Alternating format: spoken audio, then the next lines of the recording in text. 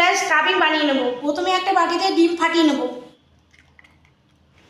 Capsicum কুচি, রসুন কুচি, টমেটো কুচি, লঙ্কার কুচি, ধনে পাতার কুচি, পেঁয়াজ কুচি আর আদা কুচি দিয়ে দেব।